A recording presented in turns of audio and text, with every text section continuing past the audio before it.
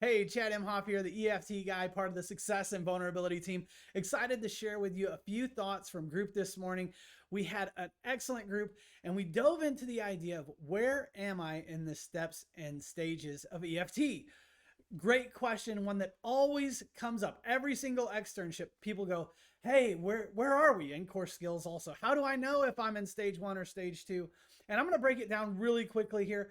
But I want to say most of us know stage one is marked by de-escalation. So we're always assessing, but de-escalation is the marker of stage one. It's the change event that happens early on. And it's required for us to do the rest of the work.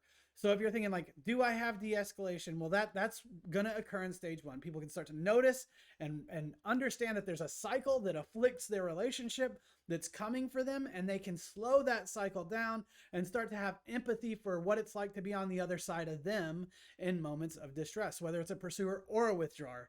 I can start to think about, man, my pursuing partner, it's hard for my wife when I leave her. And she can start to think about when that energy comes up, it's hard for my partner because that energy does a lot. It has a lot of messages embedded in it that he hears or Chad hears, right? And so that's our stage one de-escalation. They can kind of slow down and stop fights on their own and recognize what's happening to the relationship. But that's not the end of it. We need to move on to stage two, which is restructuring the bond. And we're trying to really embed in their view of self and view of relationship and other, this idea that things can be different, that there is another experience over there. And so we have to get down to view of self in stage two.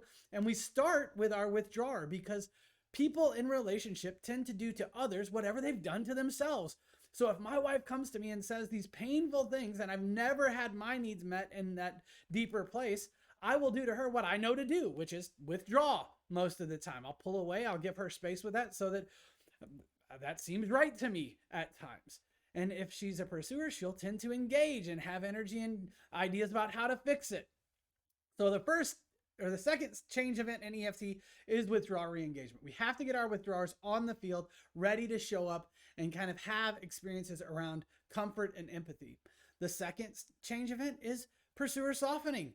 We want to make sure that our pursuers have a way of expressing their pain, which has always been expressed through anxious energy and maybe ideas and criticisms of the other. We want to make sure that that pain gets expressed in a way that it can get responded to, that our withdrawing partners can stay in the room and show up for them.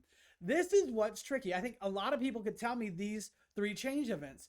The problem is we're always working through de-escalation. If you don't have de-escalation, if we're not assessing for de-escalation all the time, then this escalation will show up. It's not a linear process. You'll be in stage two and someone will come in and have had a bad week or had a bad day or had a life event that happened, and we will have to work back into stage one and work on de-escalation again, which is completely normal. You don't move out of stage one and now we are in stage two. Stage one is a foundation that is laid for stage two work. So I kind of want to think about it that way. I think it helped my group this morning. Man, it helps me when I think about it and I ask the question, what stage of EFT am I in? Because the map is great. It's super. But we also have to know, hey, we are in this place and it's not always just linear. It's not from one spot to the next. It's like it all builds upon itself. Y'all, we get better together. Thank you so much for checking this out. You know, EFT isn't something you can practice in isolation. So find somebody to work on this with and go help people. Thanks again.